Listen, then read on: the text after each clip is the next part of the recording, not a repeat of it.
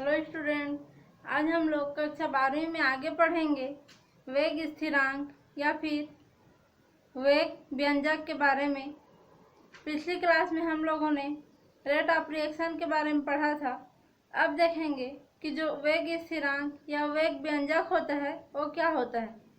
तो सबसे पहले आज हमको पढ़ना है वेग व्यंजक या फिर वेग स्थिरांक के बारे में।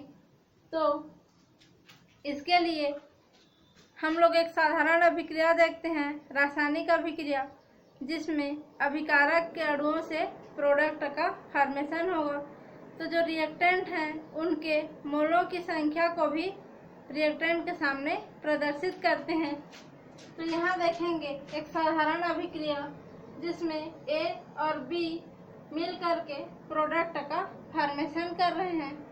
तो यहाँ पे A और B रिएक्टेंट हैं और वो प्रोडक्ट का फॉर्मेशन करेंगे। तो A के स्मॉल a मोल लिया गया है और B का स्मॉल b मोल यूज हो रहा है। तो यह दोनों मिल करके प्रोडक्ट का निर्माण करेंगे।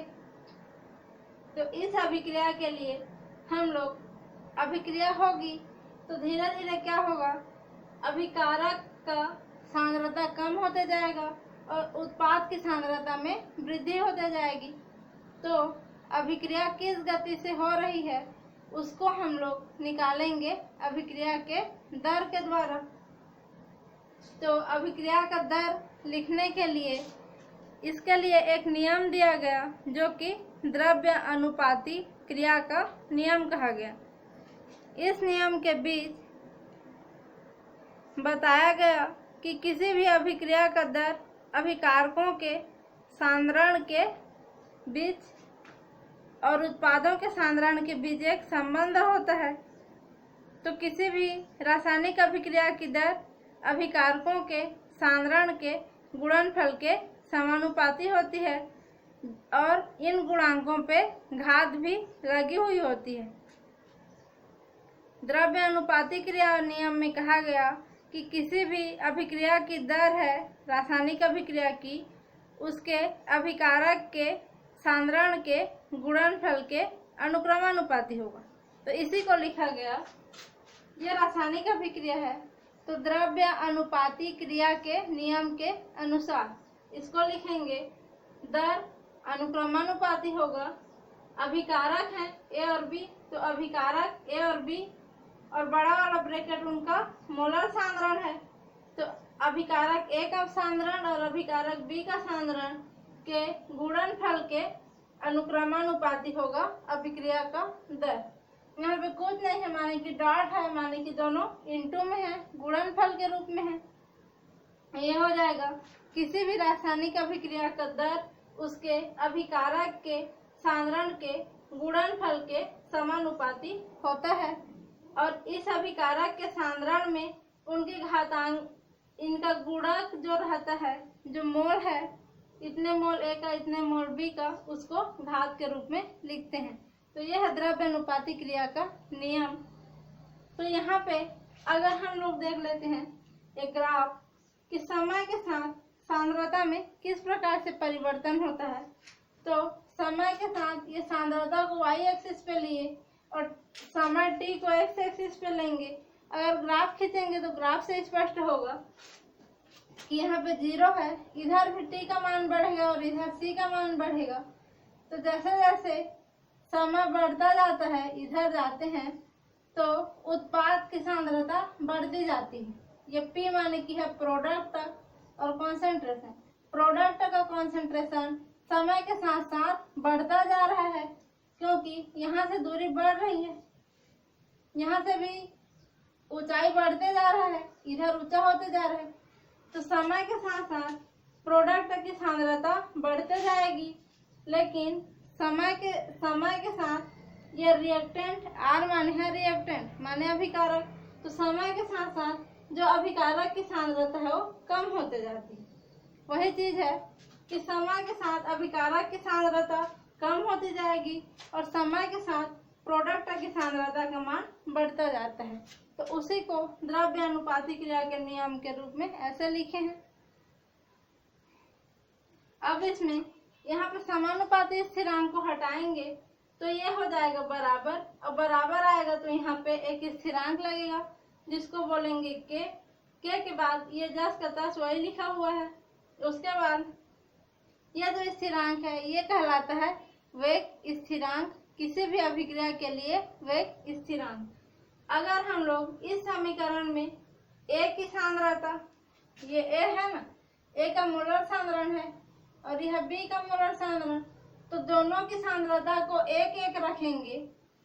इसकी सांद्रता 1 के बराबर और इसकी सांद्रता 1 के बराबर हो जाएगी, तो यही समीकरण इस रूप में आ जाएगा।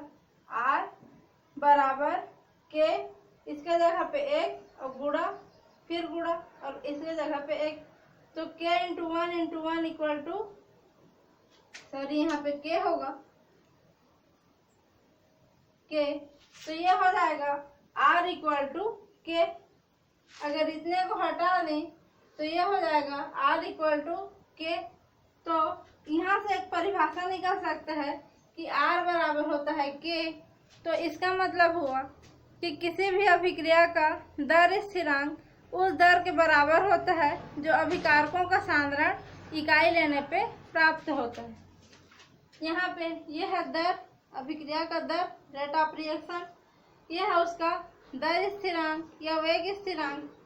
तो यहाँ पे के को हम लोग परिभाषित करेंगे, के को, तो देखिएगा क्या होता है। किसी भी अभिक्रिया के लिए उसका वेग स्थिरांक का मान उसके रेट ऑफ रिएक्शन या अभिक्रिया के दर के बराबर होगा जब अभिकारकों का सांद्रण इकाई के बराबर होते हैं।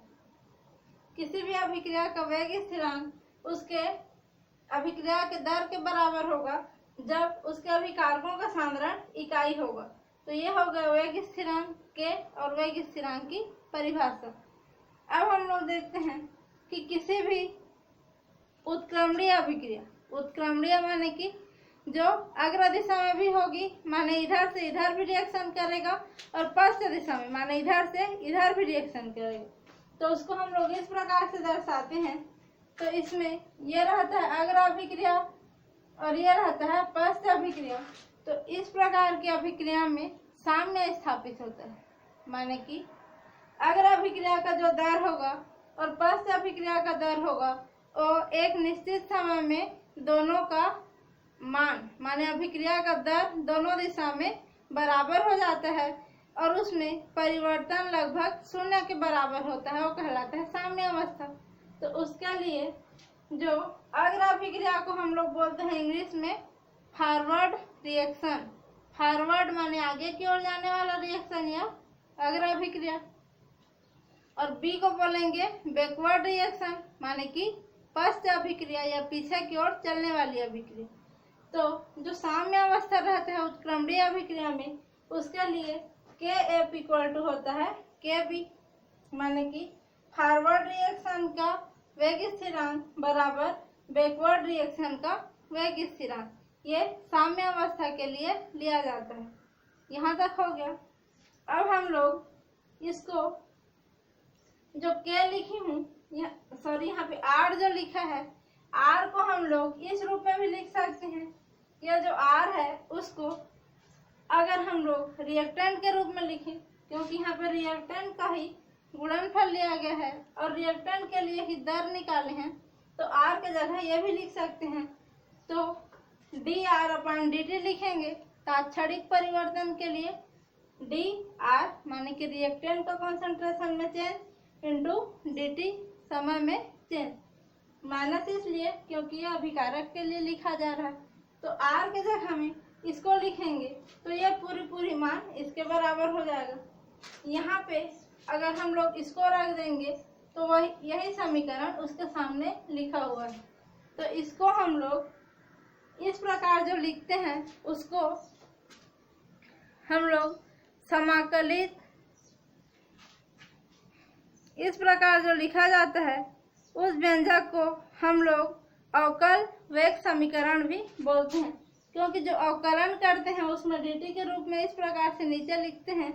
तो यहाँ पे हम लोग बोलेंगे अभिक्रिया का दर बोलेंगे और यहाँ पे अवकल समीकरण के रूप में उसी अभिक्रिया को इस प्रकार से लिख सकते हैं। यह हो गया।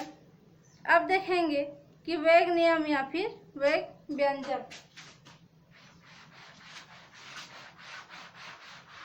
अभी तक हम लोग रासायनिक अभिक्रिया के दर के बारे में देख रहे थे। अब देखेंगे वेग नियम या फिर वेग व्यंजक। तो वेग नियम या वेग जो व्यंजक होता है वह एक व्यंजक होता है। वेग व्यंजक क्या है? एक व्यंजक है जो किसी अभिक्रिया के वेग को सांद्रताओं के ऊपर घात लगाकर व्यक्त किया जाता है। यह जो हम लोग लिखे हैं ए और बी, यही है वेग व्यंजक। क्योंकि वेग व्यंजक ये वेग व्यंजक कहलाएगा ए और बी, क्योंकि वेग को लिख रहे हैं तो ये वेग व्यंजक है। तो वेग व्यंजक एक प्रकार का व्यंजक होता है जो अभिकारक की सांद्रता के ऊपर उसको लगा करके व्यक्त किया जाता है। वेग व्यंजक एक व्यंजक है जिसे अभिकारकों की सांद्रता के ऊपर लगाकर व्यक्त करते हैं और ये संतुलित रासायनिक समीकरण में दिए हुए व्यंजक के बराबर हो भी सकता है और कभी कभी नहीं भी हो सकते। माने ये और ये कभी कभी बराबर भी होगा, बी और बी कभी कभी बराबर होगा और कभी कभी ये बराबर नहीं भी होते हैं, तो इसको बोला जाता है वेग व्यंजक। और इस प्रकार जो लिखते हैं वही कहलाता है वेग नियम। अब इसमें हम लोग आगे देखेंगे अभिक्रिया की कोटि के बारे में। तो कोई रासायनिक अभिक्रिया लेते हैं तो उसकी कोटि के बारे में पढ़ना रहता है कि अभिक्रिया कौन सी कोटि की है। तो अभिक्रिया की कोटि कई प्रकार की होती है, जैसे प्रथम कोटि अभिक्रिया, द्वितीय कोटि अभिक्रिया, तृतीय कोटि अभिक्रिया, या फिर छद्म कोटि अभिक्रिया, या फिर शून्य कोटि की अभिक्रिया। तो इस प्रकार बहुत सारे अभिक्रिया की कोटि पाई जाती है। तो अभिक्रिया की कोटि पढ़ेंगे उससे पहले एक हम लोग समीकरण देख लेते हैं। तो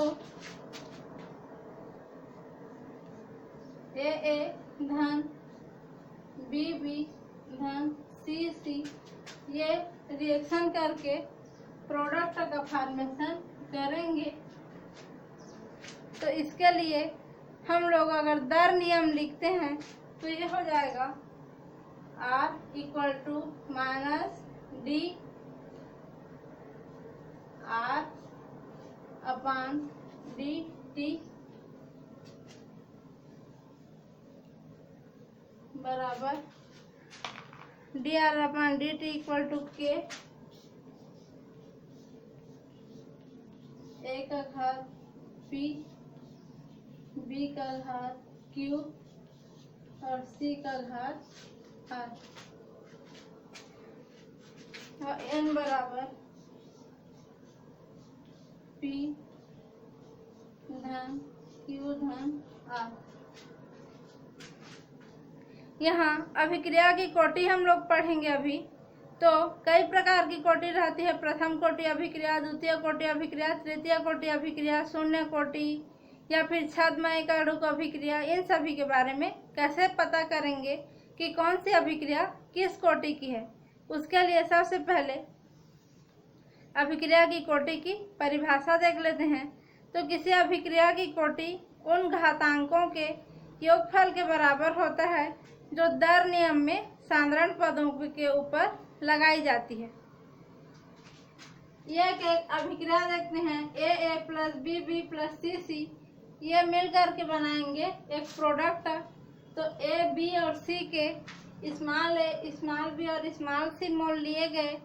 यह तीनों रिएक्शन करके प्रोडक्ट का फॉर्मेशन कर रहे हैं। तो इसके लिए दर नियम लिखेंगे। तो रेट ऑफ रिएक्शन माने कि R = हो जाएगा -dR। ये सब रिएक्टेंट हैं तो dR और रिएक्टेंट है तो कम होगा तो -dR/dt = K लिखाएगा। और ए, बी और सी तीनों को मोलर सांद्रण के रूप में लिखेंगे और इसके घात में पी, क्यू और आर लगा रहे हैं। यहाँ पे मन में एक क्वेश्चन उठता है कि ए, बी और सी यहाँ पे होना चाहिए, लेकिन पी, क्यू और आर दिया है। इसका मतलब ये है कि यह तीनों के बराबर भी ये हो सकता है और तीनों के बराबर नहीं भी हो सकता है, इसलिए यहाँ पे दूसरे शब्द का उपयोग किया गया है। तो ये इन तीनों के बराबर होगा तो पी, क्यू, आर भी लिख सकते हैं और बराबर नहीं होगा तो उसको पी, क्यू और आर भी लिखेंगे। माने दोनों पॉसिबिलिटी है कि ए, बी और सी के बराबर भी हो सकता है और उसके बराबर नहीं भी हो सकता। समझ में आया? उसके बाद यहाँ पे n इक्वल टू होता है p plus Q plus R, माने कि यह होता है p plus Q plus R. तो यहाँ ये जो n है इसी को बोलते हैं अभिक्रिया की कोटि। तो यहाँ से परिभाषा को समझेंगे तो किसी भी अभिक्रिया की, माने किसी भी अभिक्रिया की कोटि उन घातांकों, ये घात है ना, तो उन घातों के योग जोड़ रहे हैं तीनों को। तो अभिक्रिया की कोटि उन घातों के योग के बराबर होती है जो उसके सांद्रता के पद में ऊपर लगाया जाता है। माने अभिकारक के सांद्रता के घात के योग के बराबर ही अभिक्रिया की कोटि होती है।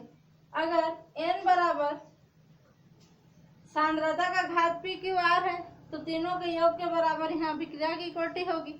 तो इसी में देखेंगे कि अगर n बराबर 0 है तो ये शून्य कोटि अभिक्रिया, अगर 1 है तो प्रथम कोटि अभिक्रिया, 2 होगा तो द्वितीय कोटि अभिक्रिया और 3 होगा तो तृतीय कोटि अभिक्रिया।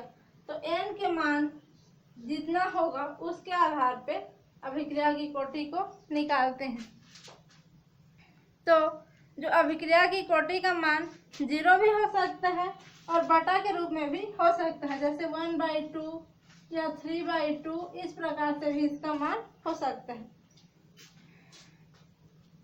अब अभिक्रिया की कोटि में देखेंगे तो प्रथम कोटि की अभिक्रिया में देखते हैं हम लोग।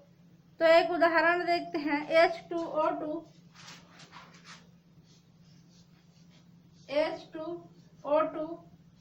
तो ये क्रिया करके बनाएगा H2O प्लस हाफ O2। तो इसमें H2O2 इसके लिए रेट ऑफ रिएक्शन निकालेंगे तो ये हो जाएगा R बराबर K और H2O2 को हम लोग कॉन्सेंट्रेशन के रूप में लिखेंगे तो ये हो जाएगा H2O2। और यहाँ पे कुछ नहीं है तो यहाँ पे कुछ भी घात नहीं लगेगा, कुछ घात नहीं लग रहा है माने कि 1 लग रहा है। तो यहाँ पे अभिक्रिया की कोटि हो जाएगी 1, क्योंकि n बराबर 1 ही तो है, कुछ जोड़ना न घटाना। तो n बराबर यहाँ 1 आएगा तो अभिक्रिया की कोटि 1 हो जाएगी। इसी प्रकार से जो द्वितीय कोटि की अभिक्रिया हैं उनमें यहाँ पे जब 2 आता है तो वो कहलाता है द्वितीय कोटि की अभिक्रिया। और उसमें कभी कभी इधर 2 प्रकार के कुछ हो सकता है, जैसे इसी में I2 हो जाएगा तो इसको लिखेंगे तो ये हो जाएगा H2O2 और इधर I2। तो इसका घात 1 और I2 का घात 1, तो 1 और 1 घात मिल करके 2, तो अभिक्रिया की कोटि का मान 2 हो जाएगा। इस प्रकार से अभिक्रिया की कोटि का निर्धारण करते हैं। उसके बाद जो आभासी एक, इसी प्रकार जब यहाँ पे 3 आता है, किसी में यहाँ का मान 3 आता है या फिर 2 रहता है और 1 रहता है तो 2 और 1 को जोड़ेंगे तो 3 होता है। तो उस प्रकार के अभिक्रिया के लिए अभिक्रिया की कोटि का मान 3 हो जाएगा। तो ये हो गया। अब देखते हैं भिन्नात्मक कोटि की अभिक्रिया। पहले बताया जा चुका है कि जो अभिक्रिया की कोटि है वो भिन्नात्मक भी हो सकती है, माने कि बटा के रूप में भी हो सकता है। तो उसके लिए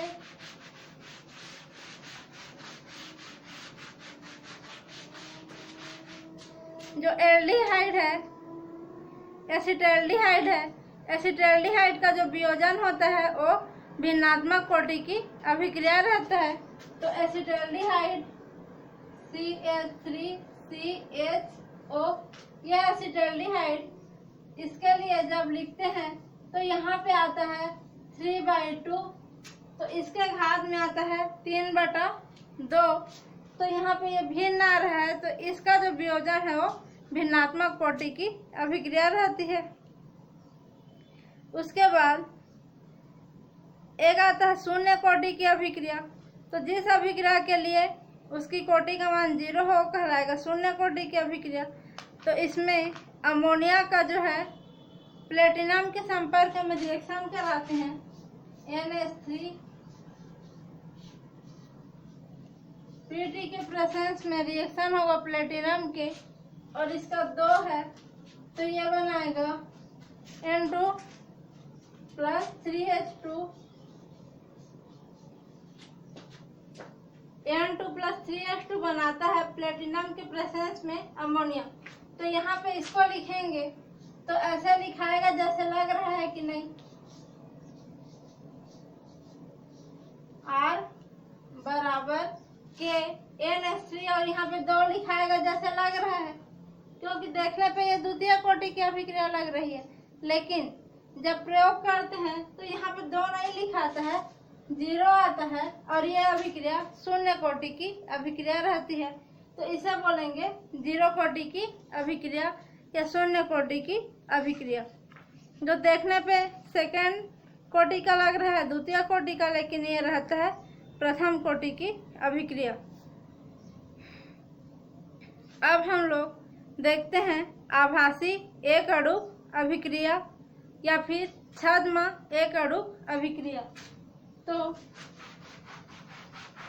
कई प्रकार की अभिक्रिया में जो विलायक लेते हैं, विलायक का सांद्रण इतना ज़्यादा होता है कि उसका हम लोग मापन नहीं करते हैं, उसके गुणों में सूक्ष्म परिवर्तन किया जाता है उसका।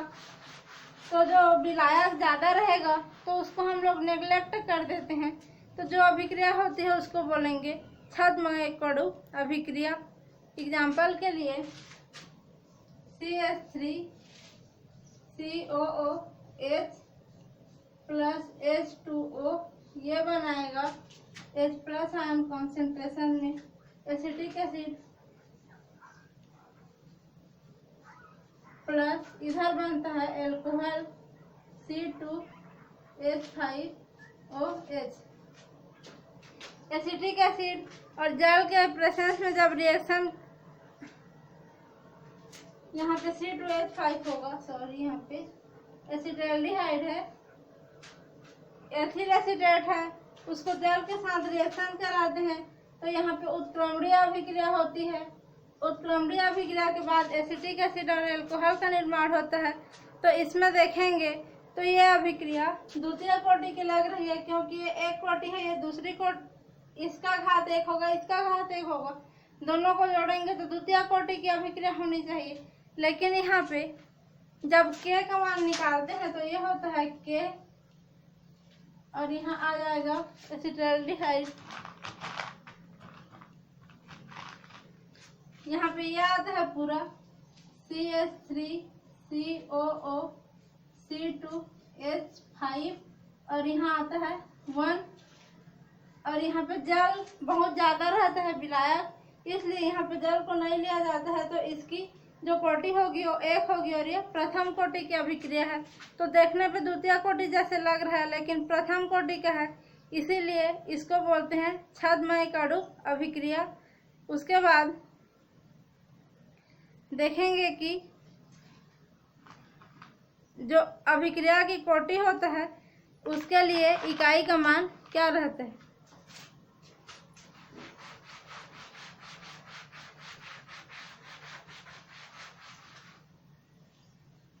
सांद्रण का घात n-1 नहीं 1 - n, और समय का